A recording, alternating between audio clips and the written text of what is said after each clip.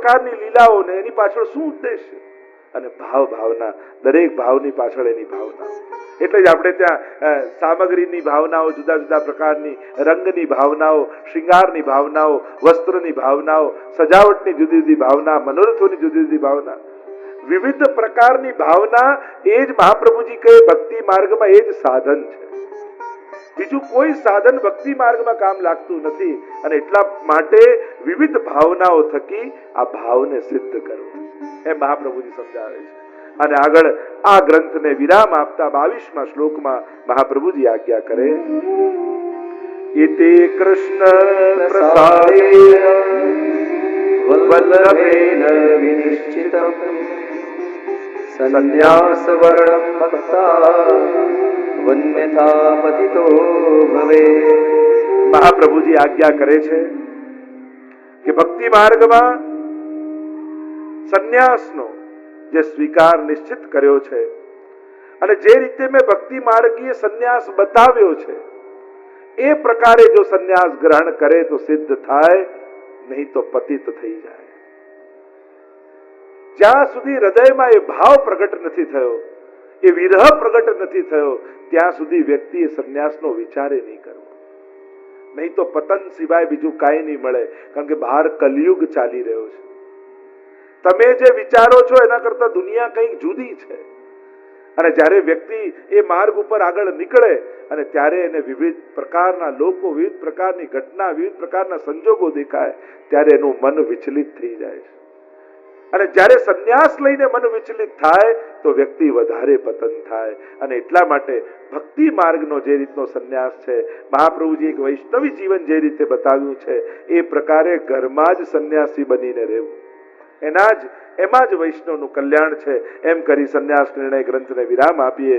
બોલો ગોવર્ધનનાથ કી જય, વલ્લભાધીશ કી જય, શ્યામ સુંદર શ્રી અમને મહારાણી કી જય. 15મો ગ્રંથ નિરોધ લક્ષણ. અદ્ભુત ગ્રંથ છે. મહાપ્રભુજી 10મ સ્કંદને પણ નિરોધ લીલા કહે ને ભાગવતમાં. બે પ્રકારના નિરોધની ચર્ચા ત્યાં કરી છે. ભક્તનો ભગવાનમાં નિરોધ અને એ જ સમયે ભગવાનનો ભક્તમાં નિરોધ પરસ્પર છે. અને એના લક્ષણની વાત કરી અને એમાં બ્રજભક્તો આદિના ચરિત્રોનું ત્યાં એ પ્રસંગોનું વર્ણન મહાપ્રભુજીએ કર્યું છે. 10 શ્લોકમાં ચર્ચાઓ કરી, 20 શ્લોકમાં ચર્ચા કરી છે. 10મ સ્કંદ સાથે એની સમાનતા અને 6 ટીકાઓ એના ઉપર ઉપલબ્ધ છે આચાર્યોની. અને સુંદર અર્થો અહીંયા બતાવવામાં આવ્યા. રાજા દુબે ને માધવ દુબે અને બંને જ્યારે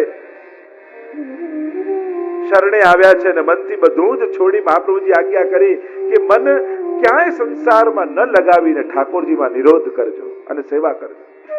અને ત્યારે બંને પ્રશ્ન કર્યો, રાજા દુબે માધવ દુબે, કે નિરોધનું શું સ્વરૂપ છે? કોને નિરોધ, મનનો નિરોધ કોને કહેવાય? આપ અમને કૃપા કરીને સમજાવો.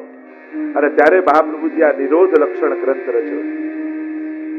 પ્રપંચ વિસ્મૃતિ પૂર્વક ભગવદાસક્તિ નિરોધ. નિરોધ શબ્દની વ્યાખ્યા તો એમ કરી કે પ્રપંચની વિસ્મૃતિ, પ્રપંચ એટલે અમતા મમતા રૂપી સંસાર, એની વિસ્મૃતિ થઈ જાય અને પ્રભુમાં પરમ આસક્તિ થઈ જાય, એને કહેવાય નિરોધ. પ્રપંચની વિસ્મૃતિ ગૌણ છે. ઊંઘની ગોળી ખાઈને સુઈ જાવ તોય પ્રપંચ ભૂલી જવાય, સંસાર ભૂલી જવાય. સંસાર ભૂલવો મહત્વનો નથી, મહત્વનો છે ભગવાનના પ્રેમમાં ભૂલવું. ભગવત પ્રેમ એવો જાગે કે અન્ય સર્વની વિસ્મૃતિ થાય, એને કહેવાય નિરોધ લીલા. તો એ નિરોધ શબ્દને અહીંયા સુંદર રીતે મહાપ્રભુજી સમજાવે કે નિરોધ કોને થયો, કઈ રીતે એમણે પ્રાપ્ત કર્યો. અને પહેલા જ શ્લોકમાં, એટલે કે અહીંયા જો વર્ગીકરણ જો કરવા જાઉં, આ ગ્રંથનું સાર રૂપે જો સમજાવવા જાઉં તો સ્વરૂપ લક્ષણ નિરોધનું, કાર્ય લક્ષણ, કારણ નિરોધનું અને એનું પ્રયોજન, આ ચારે વસ્તુની ચર્ચા નિરોધ લક્ષણ ગ્રંથમાં મહાપ્રભુજીએ કરી છે. એટલે કે ઉત્તમ, મધ્યમ અને પ્રથમ, આમ 3 પ્રકારની અવસ્થા અહીંયા મહાપ્રભુજીએ બતાવી. ભક્તોના નિરોધની ચર્ચા કરી, એની દશા બતાવી, એનું સાધન બતાવ્યું અને એનું ફલ બતાવ્યું. પ્રથમ દશા નિરોધની કે પ્રભુના વિયોગથી હૃદયમાં જે તાપ પ્રગટ થાય, જે વિરહ પ્રગટ થાય અને પ્રભુ પ્રાપ્તિની ઈચ્છા પ્રગટ થાય, એ પ્રથમ કક્ષાનો નિરોધ છે. એનું સાધન શેનાથી પ્રાપ્ત થાય તો કે ભગવત ગુણગાનથી. એનું ફળ તો એનું ફળ સંસારની વિસ્મૃતિ અને પ્રભુમાં પરમ સ્નેહની પ્રાપ્તિ. એ પ્રથમ કક્ષાના નિરોધનું આ લક્ષણ, સાધન અને ફળ છે. આગળ છે મધ્યમ કક્ષાનો નિરોધ. એમાં અંતઃકરણના દોષો અને સંસારની સર્વ આસક્તિઓનો નાશ થવો. સંસાર આસક્તિ તો જાય, પણ અંતઃકરણના દોષો પણ સમાપ્ત થઈ જાય અને પ્રભુ દર્શનની, પ્રભુ પ્રાપ્તિની કામના પ્રાપ્ત થાય. એ મધ્યમ પ્રકારનો નિરોધ છે. એનું સાધન તો કે ભગવત ગુણગાન. એનું ફળ તો કે પ્રભુ જે હૃદયમાં બિરાજી રહ્યા છે એ કૃપા કરીને બહાર પ્રગટ થઈ જાય અને સાક્ષાત એ મધ્યમ અવસ્થા વાળા નિરોધ વાળાને સાક્ષાત પ્રગટ પ્રભુના દર્શન થાય. હવે ઉત્તમ પ્રકારના નિરોધની ચર્ચા કરી તો કે એનું લક્ષણ શું? કે એને ફળ રૂપ વિરહ દશાની પ્રાપ્તિ થાય. કે જે ગોપીજનોને રાસ સમય થઈ હતી, ઉત્કટ વિરહ જેને કહીએ, આ ઉત્તમ નિરોધ. જે રાસ સમયે ગોપી ગીત ગાયા પછી ગોપીજનોને પ્રાપ્ત થયો, ભગવત રૂપ માનવા લાગ્યા અને એવા ઉત્કટ થઈ ગયા અને મોટે મોટેથી પ્રલાપ કરવા લાગ્યા. એ જે ફલાત્મક વિરહ જેને કહીએ છીએ, એનું સાધન શું? તો કે એનું સાધન કેવલ પ્રભુની કૃપા છે. એ આપણા સાધનથી આવો વિરહ પ્રગટ થતો નથી. એ તો ઠાકોરજી કૃપા કરી એવા વિરહનું દાન કરે છે. એટલે એનું સાધન પ્રભુની કૃપા, એના સિવાય બીજું કઈ નહીં. અને એ વિરહમાં થતા સહજ ગુણગાન, પણ મૂળ તો ભગવત કૃપા. અને એનું ફળ શું? તો કે પ્રભુ પોતે આનંદનું દાન કરે અને ઉત્તમ પ્રકારનો નિરોધ એને સિદ્ધ થાય. ભગવત આનંદ એના રોમ રોમમાં પ્રગટ થઈ જાય, રૂવાડે રૂવાડે કૃષ્ણ પ્રગટ થઈ જાય, એવું ફળ એને પ્રાપ્ત થાય. તો આમ ત્રણ પ્રકારના નિરોધની ચર્ચા મેં સાર રૂપે કહ્યું, કારણ કે અમુક જ શ્લોકો લઈશું, બધા શ્લોકો લેવા સંભવ નથી. તો આ ત્રણ પ્રકારની ચર્ચા મહાપ્રભુજી નિરોધ લક્ષણમાં કરી છે. અને પ્રથમ જ શ્લોકમાં મહાપ્રભુજી કહે કે કેવો પ્રેમ મને ઠાકોરજીમાં જોઈએ છે. તો એ વાત કહેતા શ્રી વલ્લભ આજ્ઞા કરે, યશોદાય નંદાદીનાં ચ ગોકુલે ગોપિકાનાં તુ યદ દુઃખં તદ્દુઃખં શાન્તમત્વચિત. જો ભાગવતીમાં દુઃખ કુંતાજીએ માંગ્યું છે, વિપદઃ સંતુ નઃ શશ્વત તત્ર તત્ર જગદ્ગુરો ભવતો દર્શનમ યત સ્યાત અપુનર્ભવ દર્શનમ. દુઃખ માંગ્યું, ઘણાએ દુઃખમાં ભગવાન માંગ્યા, પણ મહાપ્રભુજી અહીંયા કોઈ વિલક્ષણ દુઃખ માંગી રહ્યા છે. એમણે તો સંસારનું દુઃખ માંગ્યું કે સંસારમાં દુઃખ આવે તો આપ મદદ કરવા માટે દોડો. કારણ કે કુંતાજી કોઈ પરમ ભક્તા નથી, પુષ્ટિ ભક્ત નથી, મર્યાદા ભક્ત છે. અને એટલા માટે મર્યાદા ભક્તનો જેટલો અધિકાર હોય એ પ્રમાણે યાચના કરે. પણ પુષ્ટિ ભક્તોનું દુઃખ કેવું હોય એની માંગણી મહાપ્રભુજી કરે. કેવું દુઃખ જોઈએ? કે યચ્છત દુઃખમ યશોદાયા, કે જ્યારે અક્રૂરજી લેવા માટે ઠાકોરજીને આવ્યા અને જ્યારે નંદાલયમાં પ્રવેશ કર્યો અક્રૂરજી, અને નંદ બાબા યશોદાજીને વાત કરી કે હું તો પ્રભુને પધરાવા આવ્યો છું. ઠાકોરજી પ્રસન્ન થઈ ગયા. હા, મારે પણ મથુરા નગરી જોવા જવું છે, ઘણા સમયથી મનમાં ઈચ્છા છે. બાબાને તો કેમે કરીને મનાવ્યા, પણ મૈયાનું હૃદય માનતું નથી. લાલા મેં તો કુ નહીં જાવે દઉંગી. બહુ હટ કરે છે પ્રભુ. ના મૈયા, મારે જવું છે મથુરા, મને જવા દે. ખૂબ મનાવે છે પ્રભુ, પણ યશોદાજી માનતા નથી.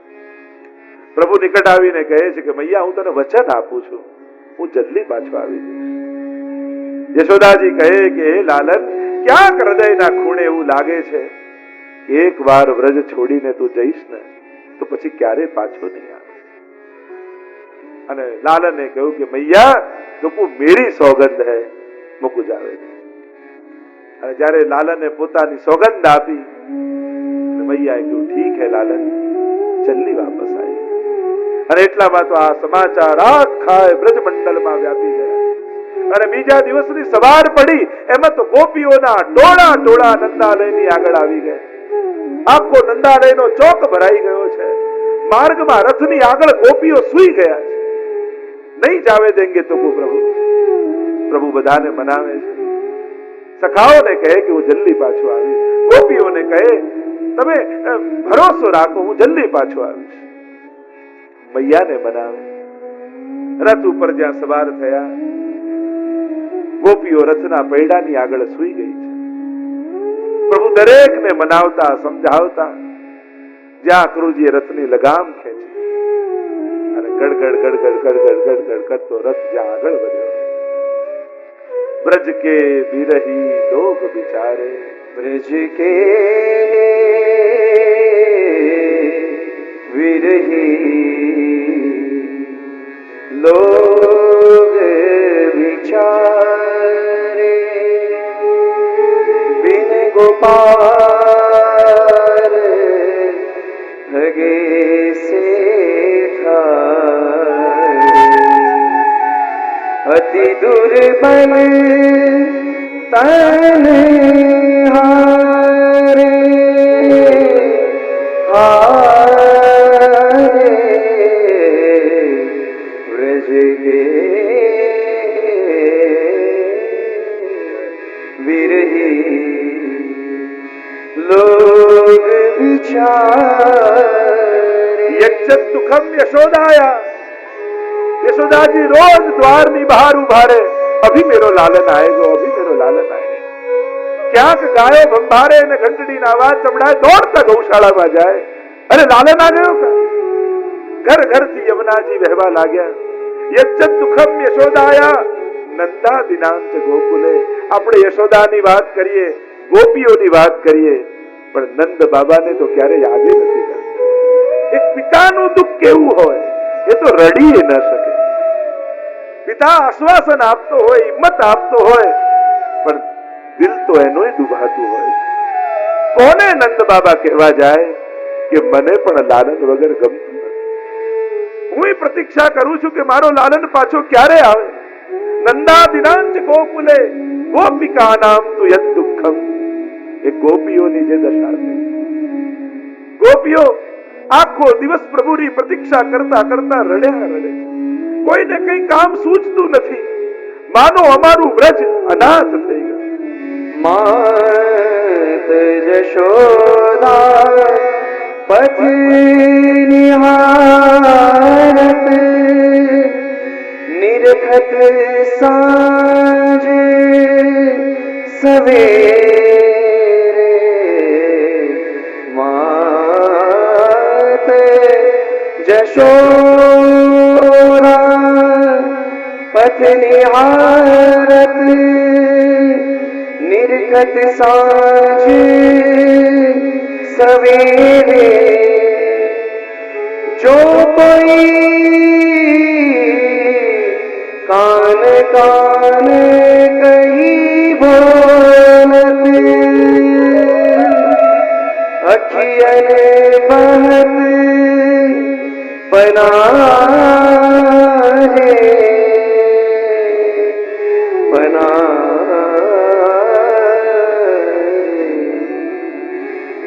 ब्रज के विरही लोग बिचारे. મહાપ્રભુજી કહે, હે પ્રભુ, આવું દુઃખ મને આપ. યજ્જત દુઃખમ યશો. આપણે તો કલ્પના ન કરી શકીએ. આપણી કલ્પનાની જે બહાર છે. કારણ કે જાણે જીતા જાગતા કોઈ શરીરમાંથી પ્રાણને ખેંચતો હોય ત્યારે કેવું દર્દ થાય. એમ કૃષ્ણ વગર, કારણ કે કૃષ્ણ તો વ્રજવાસીઓનો આત્મા છે. નંદા દિનાંચ ગોકુલે ગોપિકા નામ તુ યદ દુઃખમ તદ દુઃખમ શ્યાન્મમ સચે. એવું દુઃખ મને ક્યારે. ભાગ્યશાળી હોય એને ભગવાનને યાદ કરીને આંખો ભીંજાય. અને જ્યારે એ અંતઃકરણ ભીંજાય ત્યારે જન્મ જન્માંતરના અપરાધોથી મુક્ત જીવ થઈ જતો હોય છે. વર્ણન તો ભગવતીઓએ ઘણાએ કર્યા છે, ઘણાએ અદભુત રીતે ગાયું. મહાપ્રભુજી અહીંયા એને યાદ કરે છે. અને એક એક પ્રસંગને ઉદ્ધવાગમને જાતા ઉત્સવો સુમહાન યથા, એમ કહ્યું ને કે બહુ મોટો ઉત્સવ, એક તો બહુ મોટો ઉત્સવ બ્રજમાં થયો નંદ મહોત્સવ, અને એવો જ બીજો મોટો ઉત્સવ થયો જેની કોઈ ચર્ચા નથી કરતું, એ થયો જ્યારે ઉદ્ધવજી બ્રજમાં આવ્યા. મહાપ્રભુજી એ ઉત્સવને યાદ કરે છે. કારણ કે જ્યારે ઉદ્ધવજી, કારણ કે છે ઠાકોરજી જેવા, અને પાછું ઠાકોરજી પોતાના મુગટ પીતાંબર આદિ બધા ઉદ્ધવજીને આપી દીધા છે, અને પ્રભુએ પોતાનો રથ આપ્યો ને કહ્યું મારું રથ લઈને જા, અને પ્રભુનો રથ લઈને ઉદ્ધવજી જ્યાં બ્રજમાં પ્રવેશ કરે, એક ક્ષણ માટે બ્રજવાસીઓને એમ થયું કે ઠાકોરજી પાછા આવી ગયા. अरे देख गोपी ठाकुर जी पधारे हैं, अरे चंद्रावली देख प्रभु पधारे हैं. अरे घर घर માંથી ગોપીઓ નાચતી કૂદતી પ્રભુને વધામણા કરવા માટે દોડી છે પાછળ. એવો આનંદ બ્રજમાં વ્યાપ્યો. પણ જ્યાં નિકટ પહોંચી કહ્યું કે ઉભા રહો, ये हमारो कृष्ण नहीं, ये तो कोई और बहरूप्यो है. આ તો કોઈ બहरूપો લાગે છે, અમારો ઠાકોરજી નથી. અને ત્યાં પછી જે ભ્રમર ગીત આદિની ચર્ચા થઈ છે, મહાપ્રભુજી તો એક એક પ્રસંગોને જે યાદ કરે છે, આખી માનો એક એક પ્રસંગ કહીએ તો આખી કૃષ્ણ કથા ભણાઈ જાય નિરોધ લક્ષણમાં, કારણ કે છે જ નિરોધ લીલા. અને મહાપ્રભુજી કે આવો ઉત્સવ મારા મનમાં થાય, આવું દુઃખ મને થાય, આ નિરોધના લક્ષણો છે. અને એટલે આગળ 6થા શ્લોકમાં મહાપ્રભુજી આજ્ઞા કરે, ગુણગાને સુખાવાપી गोविन्दस्य प्रजायते यथा तथा शुकादीना नैवात्मनि कुतोऽन्यत.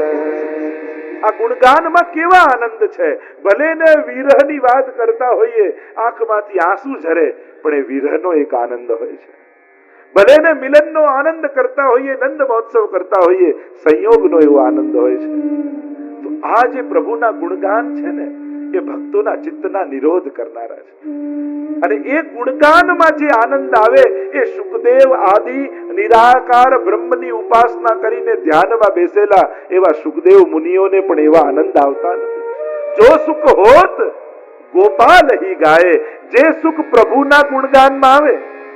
સ્વયં નિરાકારની ઉપાસનામાં રહેલા સુખદેવજી ધ્યાનમાં બેઠા છે, અને વ્યાસજીને ચિંતા એ છે કે અરે ભાગવત મેં રચી અને એનો ઉત્તમ અધિકારી મારો પુત્ર છે, અને એ પોતે સાકારની ઉપાસના છોડીને નિરાકારમાં લાગ્યો છે. અને પોતાના શિષ્યોને શ્લોકો શીખવાડ્યા. પ્રસિદ્ધ કથા ભાગવતની કે શ્લોકો ગાય, ફૂલો ચૂંટે. બરહા પીડમ નટવર વપુ કર્ણયો કર્ણિકારમ બિપ્રદ્વાસ કનક કપીશમ વૈજયંતિમ ચ માલા. અને ધ્યાનમાં બેસેલા જ્યાં બરહા પીડમ બોલ્યા, અને આ ધ્યાનમાં ફરફર ફરફર ફરકતું મોરપીંછ દેખાવા લાગ્યું. અરે આ મોરપીંછ કોનું છે? નટવર વપુ કર્ણયો કર્ણિકારમ, કર્ણિકારનું પુષ્પ કાનમાં ઝૂલતું દેખાયું સુખદેવજી. અરે આ કોના કાન, કોનું પુષ્પ? વિપ્રદ્વાસ કનક પીશમ વૈજયંતિમ ચ માલામ, હવામાં લહેરાતું એ પીતાંબર દેખાયું, અને મધમધ સુગંધ ઝરતી એ વૈજયંતી માળાની સુગંધ સુખદેવજીને આવવા લાગી. મનમાં લાલસા થઈ, આ કોનું વર્ણન ગાય છે, આ છે કોણ? અને વિપ્રદ્વાસ કનક પીશમ વૈજયંતિમ ચ માલામ રંદ્રાન વેણોર ધરસુદયા પૂરયન ગોપ વૃંદૈ. અને જ્યાં શબ્દો બોલ્યા ત્યાં તો વેણુના શબ્દો ગૂંજવા લાગ્યા, કાનમાં પડ્યા વેણુના સ્વર, અને ઊભા થઈ ગયા સુખદેવજી. આ છે કોણ? પૂછ્યું કોના શ્લોક છે? તો કે આ તો કૃષ્ણનું વર્ણન છે, અને ભાગવતજીના શ્લોક. અને થયો હવે નિરાકાર જાય એના ઘરે, માને તો કૃષ્ણ સાથે પ્રેમ થઈ ચુક્યો. જો સુખ હોત ગોપાલ હી ગાય, जो सुख होत गोपाल गाए, जो सुख होत गोपाल गाए, सोन होत शपथ व्रत संयम, सोन होत शपथ व्रत संयम, कोटि कह तीरथ नारे.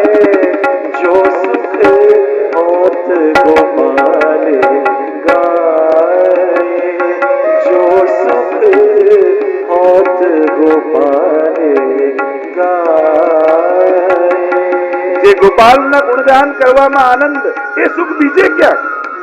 હવે 7 દિવસ સુધી 3-3 કલાક તમને અહીંયા હું અષ્ટાક્ષરનો જપ કરવા બેસાડું, તમને આનંદ આવે? તમને તપ કરાવું કે બધા પલાઠી વાળીને 4-4 કલાક 7 દિવસ બેસજો, આપણે તપ કરીએ, આનંદ આવે? જપ તપ તીરથ આ કોઈ બી કરો, તમને 7 દિવસ 4-4 કલાક આપણે ઉપવાસ કરવાના, મજા આવે? પણ 7 દિવસ ગુણગાન કરવાનો કેવો આનંદ આવી રહ્યો?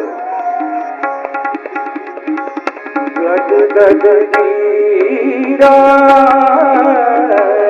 લોચન જલધારા, ગદ ગદ ગીરા લોચન જલધારા, પ્રેમ પુલક તનુ છાય,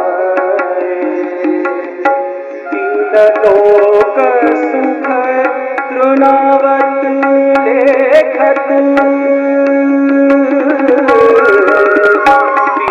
लोक सुख तृणावत लेखत, नंद नंदन उर्राय, जो सुख होत गोपाले गाय। गुणगाने सुखावाप्ति गोविंदस्य प्रजायते, तथा यथा तथा सुखादीनाम नैवात्मनि कुतोन्यतः। એ તો સુખદેવ આદિ બ્રહ્મજ્ઞાનીને પણ એ સુખ નથી મળતું. એમ કહી મહાપ્રભુજી આગળ કૃષ્ણમાનાંજનાં દૃષ્ટ્વા કૃપાયુક્તો યદા ભવેત તદા સર્વ સદાનંદમ હૃદયસ્થમ નિર્ગતમ બહિ. 7મા શ્લોકમાં આજ્ઞા કરે ત્યારે ભગવદીઓને ક્લેશયુક્ત ઠાકોરજી જુએ છે. કૃષ્ણમાનાંજનાં દૃષ્ટ્વા કૃપાયુક્તો યદા ભવેત, જ્યારે આવો વિરહ પ્રગટ થાય ગોપીજનો જેવો, ત્યારે ઠાકોરજી કૃપાળુ થાય અને હૃદયસ્થમ નિર્ગતમ બહિ, અને તદા સર્વ સદાનંદમ, એ સદાનંદ રૂપ કૃષ્ણ હૃદયમાંથી બહાર પ્રગટ થઈ જાય છે. એવી કૃપા કરે. જેમ ગોપી ગીતના અંતમાં જ્યારે રુરુદુઃ સુસ્વરમ રાજન કૃષ્ણ દર્શન લાલસા, જ્યારે ગોપીઓ પ્રલાપ કરવા લાગી, જોર જોરથી રડવા લાગી, અને ત્યારે જ તાસામાવિર્ભૂત શૌરી સ્વયમાન મુખાંબુજઃ પીતાંબર ધરસ્ત્રગ્વી સાક્ષાન મન્મથ મન્મથ. એ કામદેવને મથનારા પરમાત્મા ગોપીઓના પરિકરમાં પ્રગટ થઈ ગયા.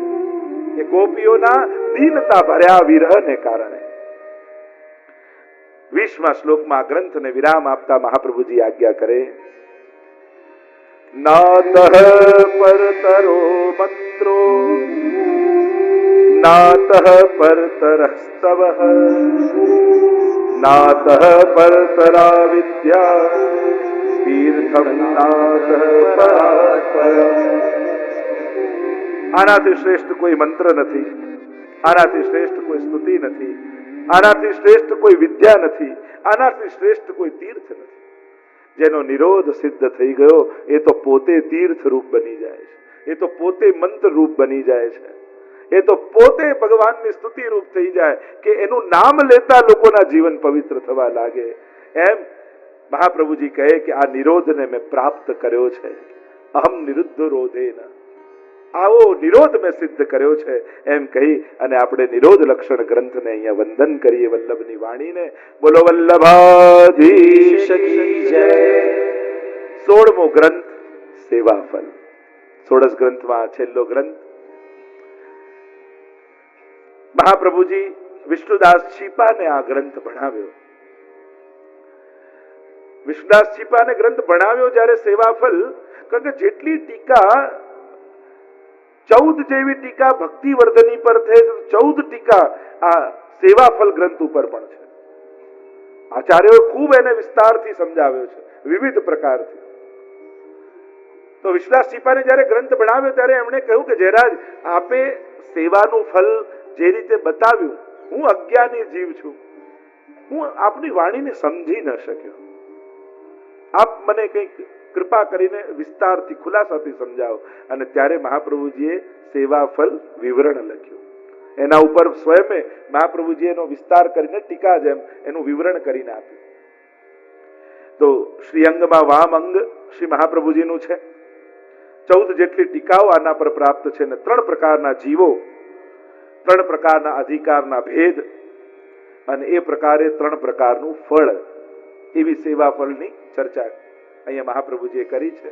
સાર રૂપે જેમ સમજાવું તો, જેમ જીવોના ભેદ એ પ્રકારે જેવો અધિકાર એવા ફળની પ્રાપ્તિ.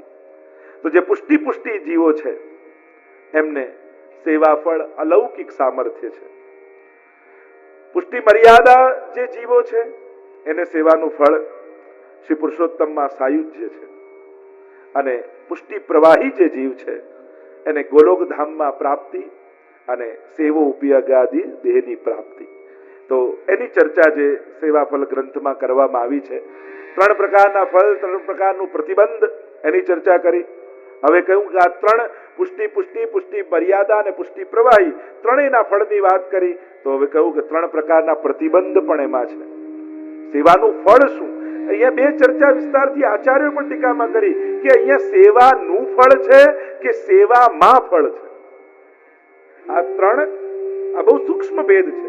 એક છે સેવાનું ફળ અને એક છે સેવામાં ફળ. કે પુષ્ટિ માર્ગમાં સેવા જ સાધન અને સેવા જ ફલાત્મક બની જાય, એ જ સાધન ફળરૂપ બની જાય. તો અહીંયા ઊંડાણથી સમજાવતા કહ્યું કે અહીંયા સેવાનું ફળ નહીં પણ સેવામાં ફળ છે. સેવામાં ફળની પ્રાપ્તિ થાય છે. હવે સેવાનું ફળ કહો તો એ સેવાથી ઈતર થઈ જાય, સેવાથી અલગ કંઈ થઈ જાય ને. તમે કોઈ સાધન કર્યા અને પછી કોઈ ફળની પ્રાપ્તિ થઈ તો એ સાધન કરતા ફળ જુદું થયું. પણ અહીંયા સેવામાં ફળ છે. તો 3 પ્રતિબંધની ચર્ચા કરી. એક પ્રતિબંધ ઉદ્વેગ, ચિંતાદિ.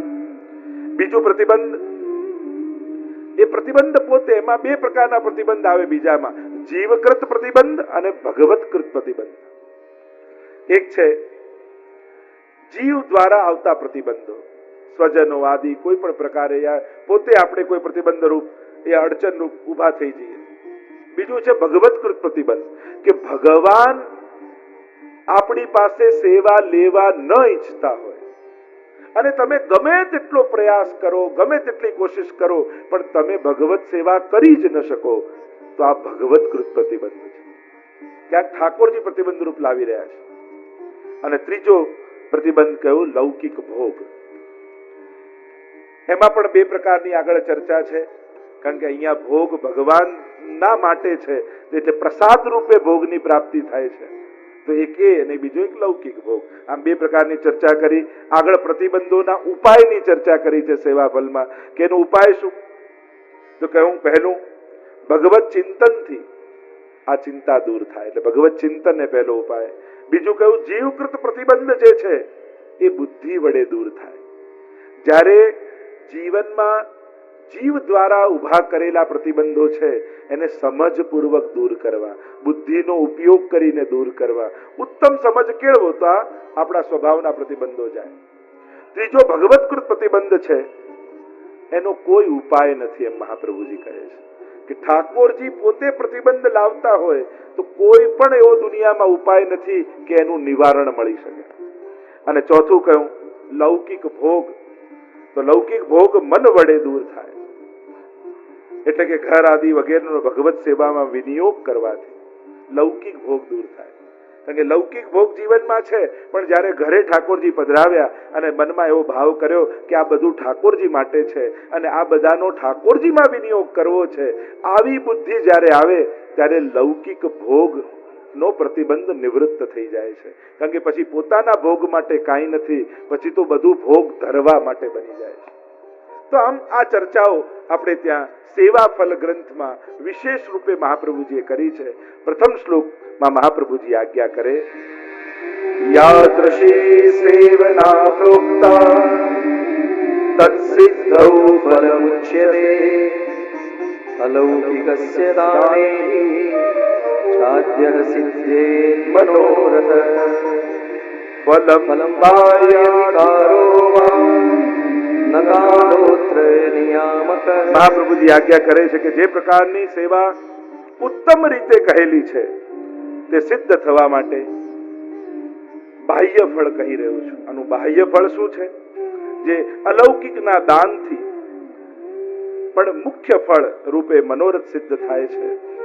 અને અલૌકિક દાન ન મળે તો પણ ફળ અથવા અધિકાર મળવામાં જે નિયામક છે તે અહીંયા કાલ નિયામક નથી પણ ભગવત કૃપા જ નિયામક છે. અહીંયા જે કાંઈ પણ મળશે એ ઠાકોરજીની કૃપા થકી મળવાનું છે. એમ મહાપ્રભુજી ઉત્તમ સેવાના ફળ રૂપે આજ્ઞા કરી અને પછી આખું સેવાફલ અને સેવાફલ વિવરણ એ આખું ગ્રંથ મહાપ્રભુજી લખી અને આપણને બતાવે છે. વિવરણમાં મહાપ્રભુજી આજ્ઞા કરી સેવાયામ ફલત્રયમ, 3 પ્રકારના ફળની ચર્ચા કરી. અલૌકિક સામર્થ્યમ, સાયુજ્યમ અને સેવો ઉપયોગી દેહો વા અને વૈકુંઠાદિશુ. જે 3 ફળની વાત કરી છે, પુષ્ટિ પુષ્ટિ, પુષ્ટિ મર્યાદા અને પુષ્ટિ પ્રવાહી. તો પુષ્ટિ પુષ્ટિને ફળ કયું મળે છે? અલૌકિક સામર્થ્ય. તમને એમ થાય કે હું સેવા કરું તો એનું પુષ્ટિ પુષ્ટિ જીવને શ્રેષ્ઠ ફળ એ અલૌકિક સામર્થ્ય એટલે આ જ દેહ અલૌકિક ઇન્દ્રિયોને પ્રાપ્ત કરે અને આ જ દેહ ઠાકોરજીને અનુભવવા, માણવા અને એના ભજનાનંદનો અનુભવ કરવો, આ પરમ ફલ સેવાનું છે. આ પહેલું શ્રેષ્ઠ ફળ, આ જ દેહ અને એનું અલૌકિક સામર્થ્ય, એવું સામર્થ્ય કે જેનાથી ભગવાનને તમે અનુભવી શકો, એવી ઇન્દ્રિયોની પ્રાપ્તિ. બીજું ફળ જે પુષ્ટિ મર્યાદા જીવને પ્રાપ્ત થાય એ છે સાયુજ્ય, એટલે કે ભગવાનમાં જોડાઈ જવું, એ લોકની પ્રાપ્તિ થવી. અને સાયુજ્ય મુક્તિના 4 પ્રકાર આપણે ત્યાં કહે, સાયુજ્ય, સારૂપ્ય, સામીપ્ય અને સાલોક્ય. એમાં ભગવાનમાં જોડાઈ જવું એ સાયુજ્ય કહેવાય.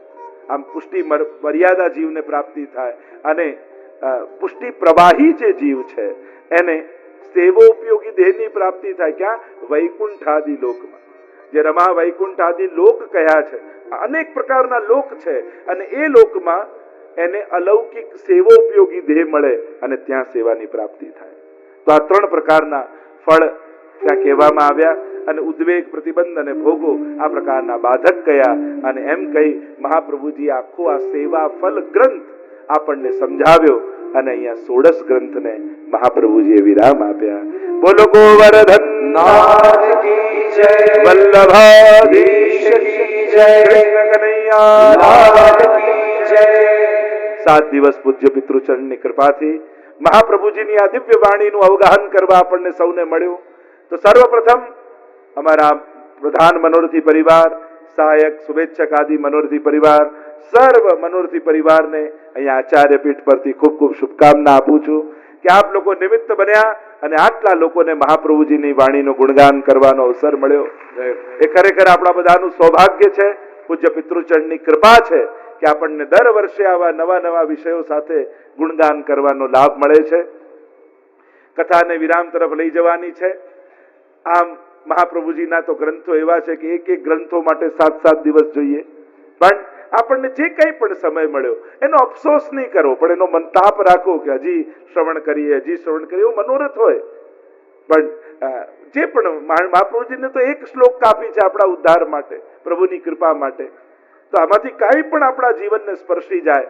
વ્રજધામનું ઉદ્દેશ્ય જે છે કે બસ આ એક એવું કેન્દ્ર બને કે જ્યાંથી વિશ્વભરમાં સત્સંગની સરિતાઓ દુનિયાભરમાં વહેતી રહે અને અમારો ઠાકોરજી, અમારો ગોપાલ પ્રભુ ઘરે ઘરે જઈને બિરાજી જાય, દરેક ઘર નંદાલય બની જાય, ઘર ઘર પુષ્ટિ ભક્તિની ધ્વજાઓ ફરકાય. બસ એ જ લક્ષ્યને લઈ આ આખો પરિવાર વિશ્વભરમાં પરિભ્રમણ કરે છે.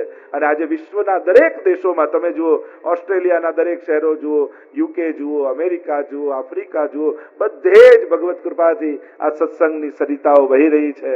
બધે જ હવેલીઓ ભગવત કૃપાથી આ વ્રજધામ પરિવાર એવો છે કે પહેલો એક વલ્લભકુલનો એવો પરિવાર છે કે વિશ્વના 5 ખંડોમાં આપણે હવેલીઓ સ્થાપી છે અને હજી કેટલી હવેલીઓના નિર્માણો થઈ રહ્યા છે. પણ એ હવેલી એ આધ્યાત્મિક કેન્દ્ર રૂપે હોય છે, જ્યાં પાઠશાળાઓ ચાલતી હોય છે, યુવા કેન્દ્રો ચાલે, અનેકવિધ પ્રકારની ધાર્મિક આધ્યાત્મિક પ્રવૃત્તિઓ ચાલે. જો ગયા વર્ષે જ બોપલ ખાતે પણ ભક્તિધામનું નિર્માણ થયું અને કેટલા વૈષ્ણવો ત્યાં પાઠશાળામાં, આદિ કીર્તનમાં અને બધામાં લાભ, એમ વિશ્વભરમાં આ ચેતનાઓ પ્રગટી રહી છે અને અદ્ભુત કાર્ય થઈ રહ્યું છે.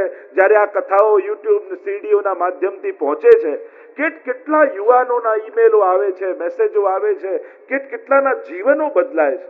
તમે એક જુઓ બધાના યુવાનો યુરોપના કેટલા દેશોમાંથી, કેનેડા હોય, વિશ્વભરમાંથી યુવાનોના ઈમેલો આવે કે અમે આ સાંભળી અમારા જીવનો બદલાય છે. તો આ પ્રગટ જોઈ રહ્યા છે. આ બધું પરિવર્તન આંખની સામે જોઈએ કે કેટલી બધી અસર થાય છે. લોકો જયારે એમ કહેતા ને કે આ કથાઓ થાય કઈ બદલાતું નથી, ફેર પડતું, તમે અમારી જોડે 1 મહિનો રહો, તમને ખબર પડશે કેવી અસર થાય છે, કેવા પરિવર્તનો થાય છે. કેવા કેવા જીવનો લોકોના બદલાય છે. આ જ સૌથી મોટો ચમત્કાર છે કે આખે આખો માણસ બદલાઈ જાય. આનાથી મોટો દુનિયામાં ચમત્કાર શું હોઈ શકે?